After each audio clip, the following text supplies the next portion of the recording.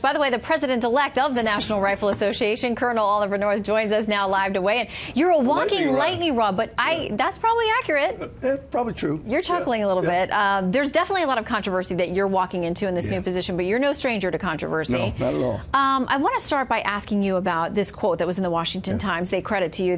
In talking about the Parkland survivors, the young people who are now campaigning against the Second Amendment and gun ownership, what they did very successfully with a frontal assault and now intimidation and harassment and law breaking is they confused the American people. And you know there have been critics who are saying these are kids who survived something terrible.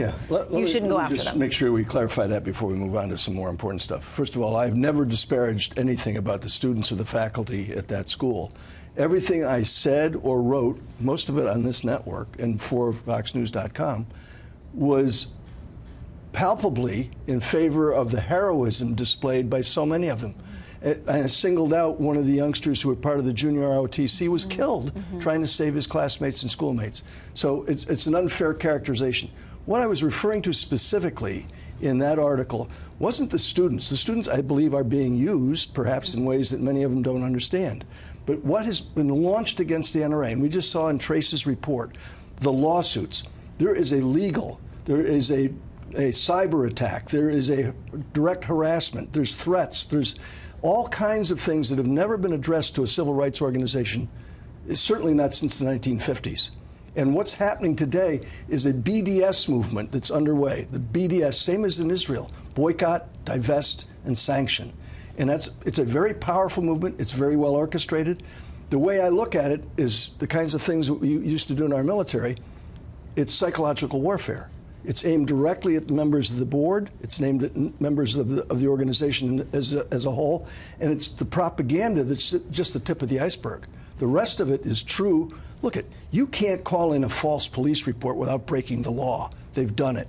You can't go after people's personal bank accounts by hacking into them. It's against the law. You can't call people up in the middle of the night and threaten them. It's against the law. And they're getting away with that. The kids and you're not saying the kids, right? No, you're saying that there are organized people behind this. Look, this thing was organized very well in advance.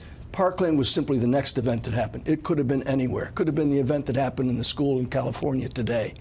What they were waiting for is one of these events, and who's ever orchestrating it has done a really effective job at it, except that it hasn't had the intended consequences. The NRA today has nearly 6 million members. We've been around since 1871. It's late. 1871, oldest civil rights organization in America. It's here to teach marksmanship, the safe handling of weapons. We run ranges and training all over the country for law enforcement, for military guys coming into the services. It's been done for literally since centuries. 1871. So, but I know that the estimates are there are more than 100 million Americans who own guns. So if you've only got 6 million in the NRA, I know your job is now to try to boost membership, but why do you think they've chosen not to associate with it? I don't know. In part, it may well be that they didn't have a guy like me. You know, look, we've had several Marines at the head of the NRA. I'm the third.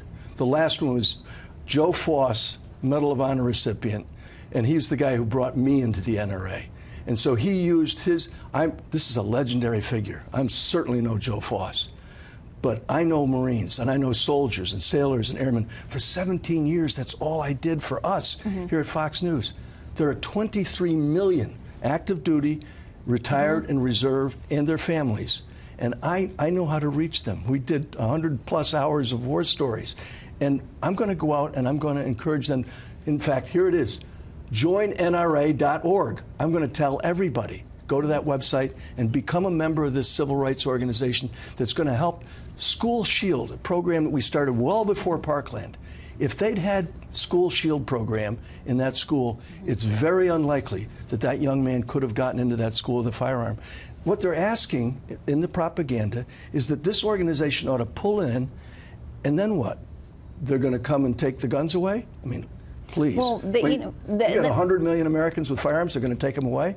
We're going a Supreme Court justice retired suggests that we ought to repeal the Second Amendment? I mean, let's be real here. So what we are is we're offering real solutions to real problems.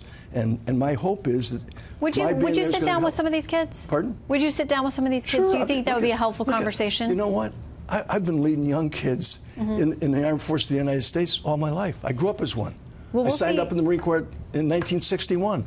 and we thank you for your service. But we'll see, honestly, if we could facilitate something like that, so you guys can be face to face. We aim to have 1 million new members of the NRA. That's my goal. Marines always love a mission. Yes, they do, as my daddy did, and trying to get us up out of bed when he told us they're already having lunch at Parris Island. Get up. Great to have you with us, Colonel. Great to be with you again, Shannon.